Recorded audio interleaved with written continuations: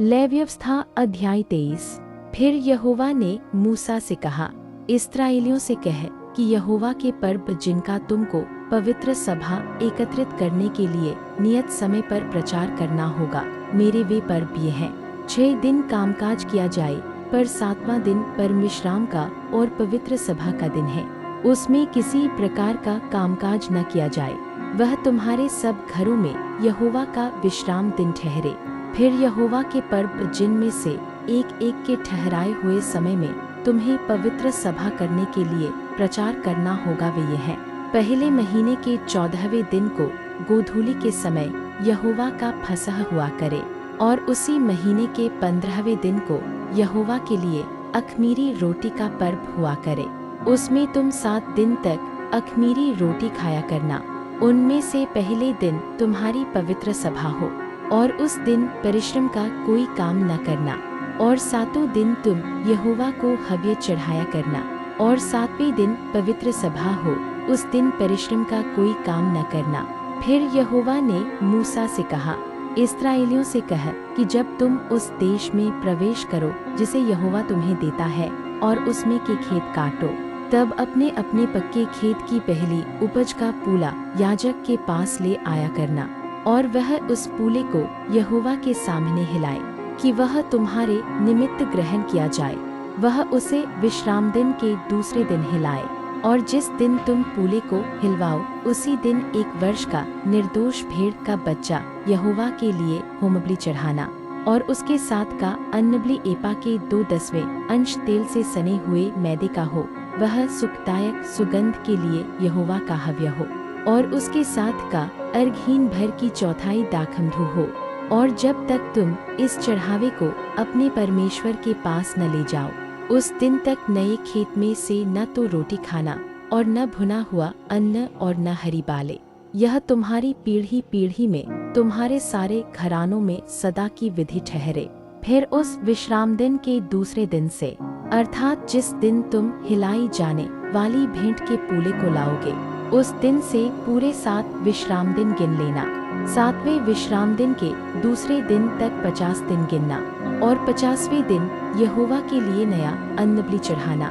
तुम अपने घरों में से एपा के 2/10वें अंश मैदे की 2 रोटियां हिलाने की भेंट के लिए ले आना। वे खमीर के साथ पकाई जाए, और यहोवा के लिए पहली उपज ठहरे। और उस रोटी के संग 1 वर्ष के 7 निर्दोष भेड़ के बच्चे, और 1 बछड़ा और 2 मेढ़े चढ़ाना।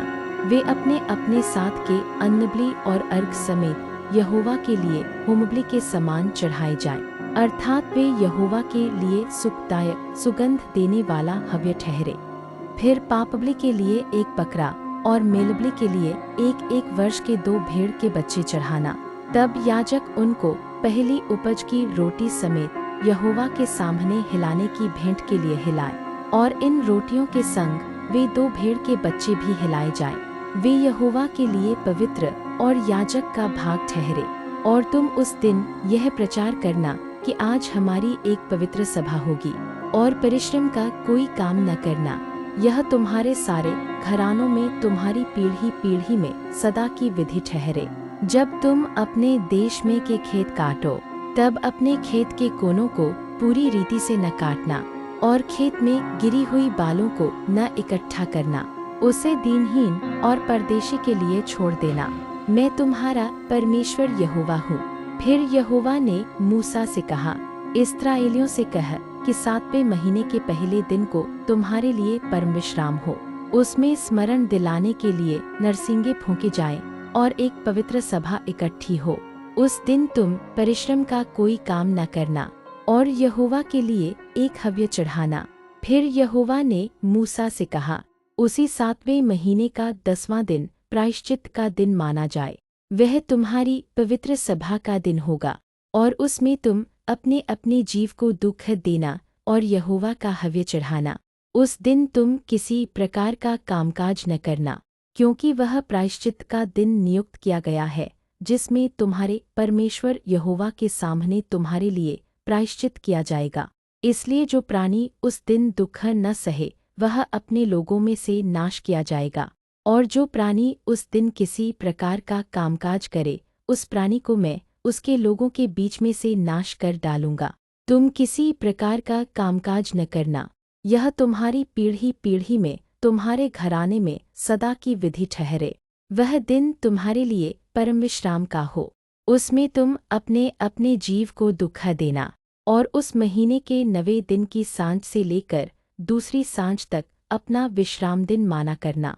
फिर यहोवा ने मूसा से कहा, इस्राएलियों से कह कि उसी 7वें महीने के 15वें दिन से 7 दिन तक यहोवा के लिए झोंपड़ियों का पर्व रहा करे। पहले दिन पवित्र सभा हो, उसमें परिश्रम का कोई काम न करना। 7 दिन यहोवा के लिए हव्य चढ़ाया करना। फिर 8वें दिन तुम्हारी पवित्र सभा हो, और यहोवा के लिए हव्य चढ़ाना। वह महासभा का दिन है, और उसमें परिश्रम का कोई काम न करना। यहोवा के नियत पर्व यही है।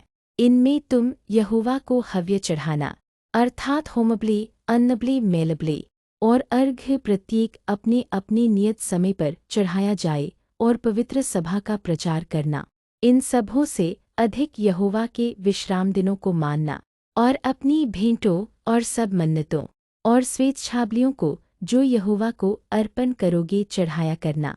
फिर 7वें महीने के 15वें दिन को, जब तुम देश की उपज को इकट्ठा कर चुको, तब 7 दिन तक यहोवा का पर्व मानना।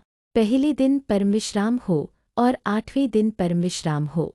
और पहले दिन तुम अच्छे अच्छे वृक्षों की उपज और खजूर के पत्ते और घने वृक्षों की डालियाँ और नालों में के मजनू को लेकर अपने परमेश्वर यहोवा के सामने 7 दिन तक आनंद करना, और प्रतिवर्ष 7 दिन तक यहोवा के लिए पर्व माना करना। यह तुम्हारी पीढ़ी पीढ़ी में सदा की विधि ठहरे कि 7वें महीने में यह पर्व माना जाए। 7 दिन तक तुम झोंपड़ियों में रहा करना, अर्थात जितने जन्म के इस्राएली हैं वे सब के सब झोंपड़ियों में रहे, इसलिए कि तुम्हारी पीढ़ी पीढ़ी के लोग जान रखें कि जब यहोवा हम इस्राएलियों को मिस्र देश से निकाल कर ला रहा था, तब उसने उनको झोंपड़ियों में टिकाया था। मैं तुम्हारा परमेश्वर यहोवा हूँ। और मूसा ने इस्राएलियों को यहोवा के पर्व के नियत समय कह सुनाए।